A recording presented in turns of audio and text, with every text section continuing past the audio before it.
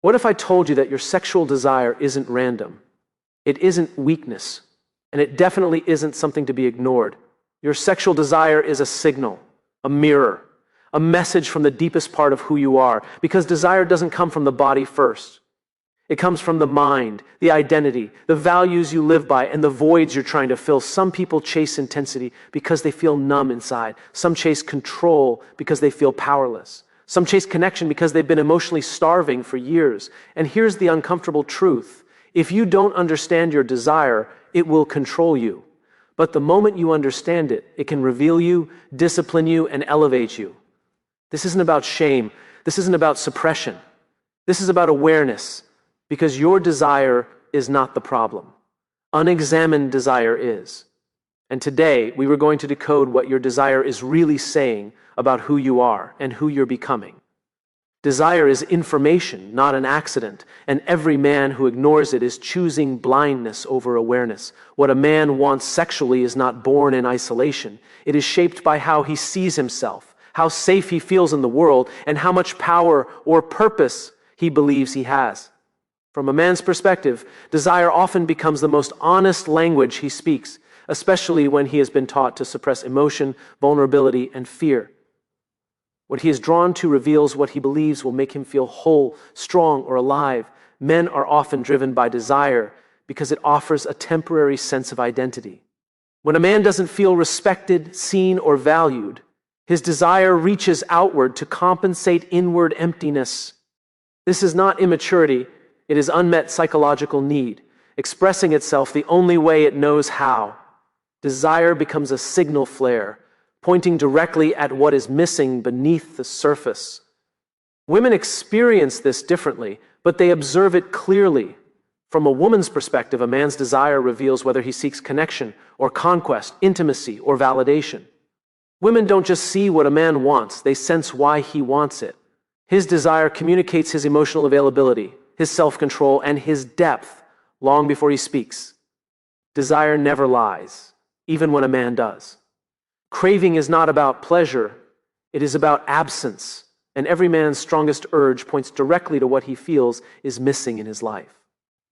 When a man fixates on sexual attention, intensity, or novelty, it often has less to do with desire itself and more to do with a hunger for validation, control, or significance. From a man's perspective, craving becomes a way to escape feelings he has never been taught how to name: loneliness, inadequacy, or the quiet fear of not being enough. Men chase what they believe will restore their sense of worth. When purpose is unclear and direction is weak, desire becomes louder, more impulsive, more demanding. The mind looks for shortcuts to feeling powerful, wanted, or alive. Sexual craving becomes the fastest available proof of value, even when that proof fades quickly and leaves the same emptiness behind. Women read these cravings differently, but often more accurately. From a woman's perspective, a man's cravings reveal his emotional center of gravity. A man who craves endlessly often lacks grounding, self-respect, or inner fulfillment. Women sense when desire comes from abundance versus when it comes from deficit, and that difference shapes trust, attraction, and safety. Craving always exposes the inner gaps a man has not yet learned to fill with purpose, discipline, and self-understanding. Uncontrolled desire is never free, even when it feels effortless in the moment. When a man follows every urge without restraint, he slowly trades long-term strength for short-term relief. From a man's perspective, this feels like freedom, but psychologically it erodes self-trust, discipline, and identity. Each unchecked impulse teaches the mind that control is optional and that fulfillment should be instant. Men pay the price internally long before it shows externally. Focus weakens, ambition fragments, and emotional resilience declines as desire begins to dictate behavior instead of values. What feels like indulgence is often avoidance, a way to escape pressure, responsibility, or unresolved dissatisfaction. Over time, the man no longer chooses his actions. His cravings choose for him, shaping habits that quietly limit his growth. Women experience the cost of uncontrolled desire in relational terms. From a woman's perspective, a man ruled by impulse signals instability, emotional unpredictability, and a lack of self-leadership. Even when attraction exists, trust erodes when desire overrides presence, consistency, or respect. Women sense when desire is steering the man instead of being carried by him. The price of uncontrolled desire is collected in lost respect, weakened purpose, fractured relationships, and a growing distance between who a man is capable of becoming and how he is actually living. Discipline is not the enemy of desire. It is the structure that gives desire direction and meaning. From a man's perspective, discipline often feels like restriction because desire has been mistaken for freedom. But psychologically, discipline creates choice. It allows a man to decide when, where, and why his desire is expressed instead of reacting automatically to every impulse that arises. Men who develop discipline don't lose intensity, they gain clarity. When a man learns to delay gratification, his desire stops being scattered and starts becoming focused. Energy once wasted on impulse is redirected into purpose, creativity, leadership, and presence. Desire becomes a force he can channel rather than a fire he must constantly put out. Women perceive disciplined desire as strength, not suppression. From a woman's perspective, a man who governs his urges communicates safety, self-respect, and emotional maturity. His desire feels intentional rather than consuming, grounded rather than desperate. This kind of restraint deepens attraction because it signals that intimacy is a choice, not a compulsion. Refined desire carries depth instead of urgency, intention instead of chaos, and meaning instead of hunger.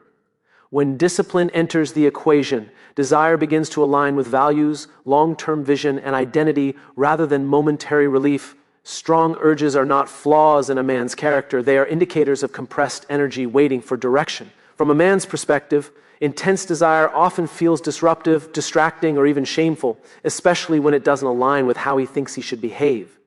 But psychologically, the strength of an urge reveals the strength of the drive behind it. The same force that fuels sexual intensity also fuels ambition, creativity, leadership, and the hunger to build something meaningful. Men often misinterpret their strongest urges because they've never been taught how to translate energy into purpose.